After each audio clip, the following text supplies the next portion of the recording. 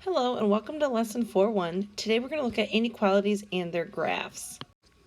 So just as a quick reminder, an inequality is going to be any one of these symbols here. So we have less than, greater than, and then once we have that line underneath it, it becomes less than or equal to, and then this one here is greater than or equal to. And also, just to reiterate, when we're talking about the solution of an inequality, this is essentially any number that's going to make your inequality true. And I can't emphasize enough, it has to be true. So let's go ahead and look at an example and see how this is going to work. So for example 1, it says, is each number a solution of x is greater than or equal to 5? So what we're going to do is we're going to start out just by plugging in the number that they gave us. So I have -2, I'm plugging that in for this x. Is that greater than or equal to 5? And the answer to this would be no, because if I plot this on a number line, I'm going to have 5 up here, 0, and -2. So -2 is actually going to be less than 5. If I look at part B, I'm going to plug in a 10. Is 10 greater than or equal to 5? And the answer on this would be yes. And then for part C, it says, is 25/5, so 25/5 greater than or equal to 5? Well, if I go ahead and I simplify 25/5, I get 5. So it says, is 5 greater than or equal to 5? And in this case, because I have this line underneath, and that means equal to, then I'm going to say yes, it is greater than or equal to. Likewise, for example 2, it's the same type of a problem, except it's just a little bit more complex. So here I have 2 minus 5, and I'm going to plug in this 3 for x, and I want to know if that's greater than 13.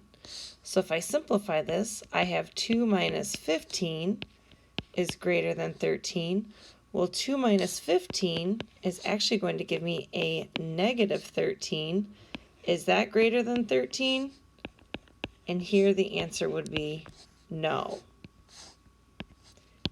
If we look at part B, I have 2 minus 5 times a -4. We want to know if that's greater than 13. Well, I have 2 minus a -5 times a -4 is really going to be plus 20. And we want to know if this is greater than 13. Well, 2 plus 20 is 22. So is 22 greater than 13? And here the answer is yes. And my final example, I'm going to plug in a 0 for x, and I have 2 minus 5 times 0. Is that greater than 13? Well, this gives me 2 minus 0 being greater than 13, so I really have 2 is greater than 13, and that is not true, so that is not a solution. Now, we can actually help graph an inequality to sometimes show the solutions that are possibilities, because the thing with an inequality is you can have more than one solution. Okay, so like if I look over here at this example where it says x is less than 3, solutions of this inequality, I could plug in a 0, which would be less than 3. I could have a -100, which is less than 3, or I could have something like 2.999, and that would all be less than 3. So you can have multiple solutions. So sometimes graphs are easiest to look at all the different possibilities. So when we graph an inequality that is either a less than or a greater than, so a less than symbol like this or a greater than symbol, we are going to put an open circle over the number. So here you can see we put an open circle over 3. And then we're going to draw an arrow in the direction of the solutions. Now, kind of a way that I like to do it is if you list your variable first. So in the case of x is less than 3, notice the arrowhead is pointing in the direction of your inequality. So my inequality in this case is pointing to the left, and so is the arrow on this inequality. Okay, and this only works when your variable is written first. Okay, because I do not include it, because this symbol is just a less than, I must have an open circle on that particular number. Now, when you look at the second example here, we have, I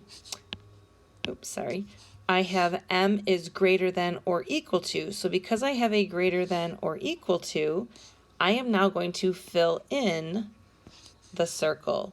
So a less than or equal to or a greater than or equal to is going to give us a filled in circle over the number.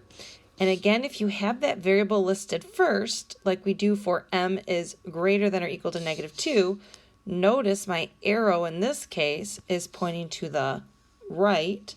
So if I point my arrow to the right and I just draw in my line, I can see that my graph will look something like this. Now for the last part, I have -1 is greater than or equal to a.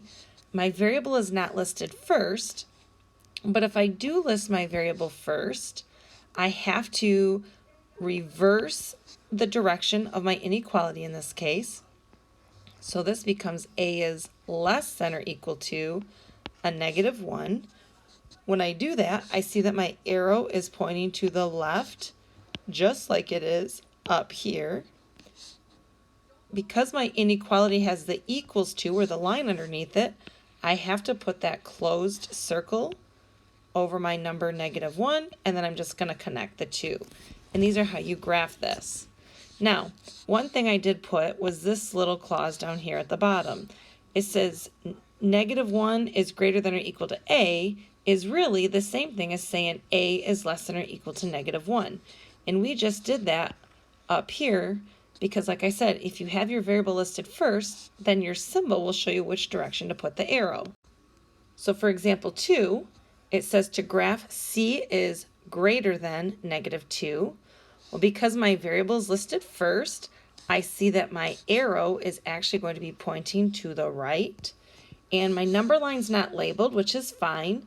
I'm just going to come in here and label it. So I'm going to go 0, 1, 2, 3, 4, 5, 6, and this would be -2. My inequality symbol here is just a greater than. It does not have the line underneath it, which means I'm going to have an open circle over the number -2. So if I go and I put an open circle over -2, and then I'm going to draw my arrow facing the right. And if you want to shade that in so it's a little bit easier to see, you may do so. Now for part B, again, I like my variable written first, so I'm going to rewrite this so it says m, and notice that the mouth is open towards the m right here, so I have to have it the same way when I rewrite it, so m is greater than or equal to 4. So by doing this, I see that my value is going to be greater than 4, so I'm going to start down here. I have 0, 2, 4, 6, and 8. I have a greater than or equal to, which means I'm going to have a closed circle over the number 4, meaning I can include that point, and my arrow again is still going to the right. Now for example 3, we are going to write the inequality based on the graph that we're given. So when I look at part A, the first thing I'm going to do is I'm going to pick a variable, and it doesn't matter. So let's actually just use A because that's the part we're on. So I have A, and now if I look at my graph here, I see that my arrow is going to the left, which means my values are getting smaller. So I'm going to say that A is actually less than a -4. And because my circle is open over the -4, I am not going to put a line underneath this. This is just going to remain a is less than a -4. Likewise, if I go to part B, I have B, that's the variable I'm going to choose. My arrow is going to the left, so I have B is less than 5.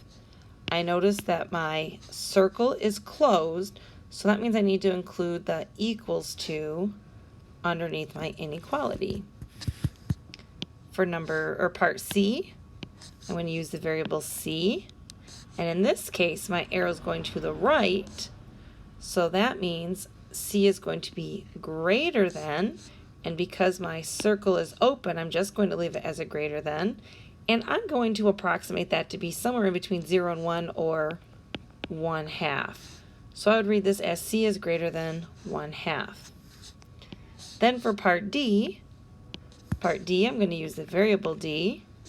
I do have a closed circle on the -1, and my arrow is going to the right, so I'm going to say that D is greater than or equal to a -1. Now for our last example, you're going to see a few problems like this in your homework, and what we're told is we have to write an inequality for the given scenario. So for part A, it says you must be at least 16 to get your driver's license. So if you have to be at least 16, it means that you can be 16, you can be 17, you can be 20, you can be 50, okay, you could be 100 and get your driver's license. But what you can't be is you can't be anything that is less than 16. So I'm going to pick, we'll say D for driver's license. So my driver's license age has to be greater than or equal to 16 because I want to be at least 16. Likewise, for part B, it says there has to be less than 10 people on the boat or it will sink.